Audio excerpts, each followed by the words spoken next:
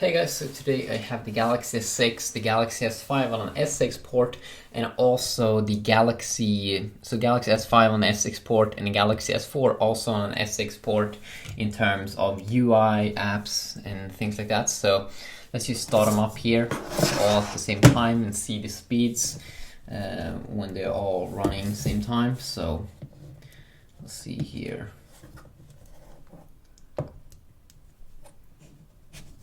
Let's go.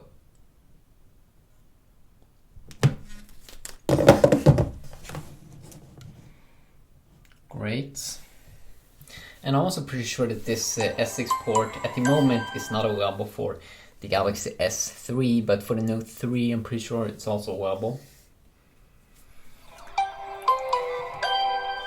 So as you can see, just as it should be, the Galaxy S6 is the first boy up here, running way faster than both the S5 and the S4 port.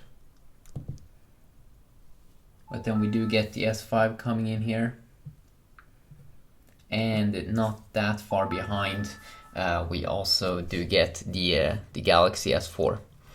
And as I said in the past, I mean, the Galaxy S4 is a really nice device because the Galaxy S6 feels like a grown-up version of the Galaxy S4, because it is it has a glass back. It also has a pretty similar design, I find, compared to the S5, which was definitely a Samsung step down, I find, because this one had a very weird plastic design. It was water resistant, but it felt kind of weird. So some main differences here on all of these versions is that the this thing is different on all of these. Here you have on the S5, for example, you can change users. You can't do that on the S6. Here on the S4, for example, if you tap on edit, you can see how the S4 kind of looks a little bit different in this S6 port. So that's a little bit of a difference. If we also launch up here, you can also see that the dialer is a little bit different on the S4. And you can as well see that when we go into close all section here on the S4, you have to swipe up to find that close all button. But there are some tiny differences overall, but of course the main cool things is here in kind of like the interface. You have that flipboard, you have the themes here on all of these devices, which is also, of course, a very cool Galaxy S6 feature.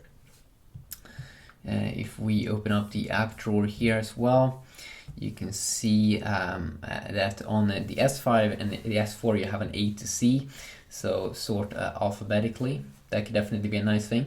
I couldn't get the stock camera to work on the S5. Camera stopped working, but I think that they have a fix for that. But I have installed the Google Camera app, so you can just launch that UI, and this camera app is really not bad. It actually is kind of nice.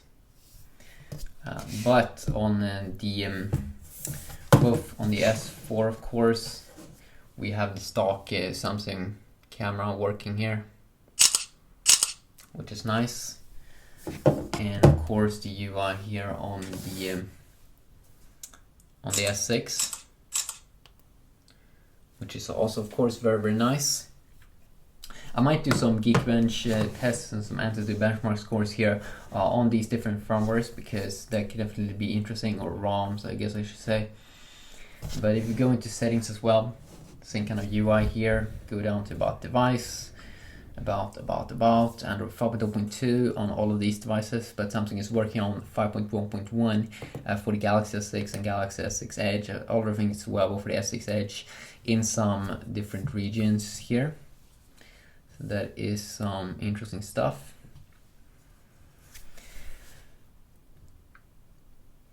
So you can see all of them running same kind of UI kind of here. It's a little bit more laggy, of course, on the S5 and on the S4. That is kind of to be expected. You can also see how they have the same kind of look here. Very nice.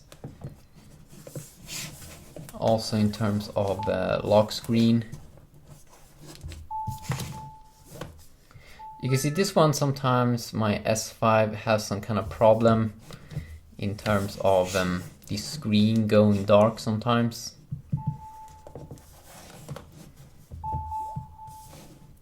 But they all have pretty similar UI here. You don't have a dialer, quick access to the dialer though on the S4 firmware, but you do have the camera. But yeah, quickly look here, side-by-side comparison. Hopefully someone enjoyed. Hopefully you have an awesome day, and yeah, peace.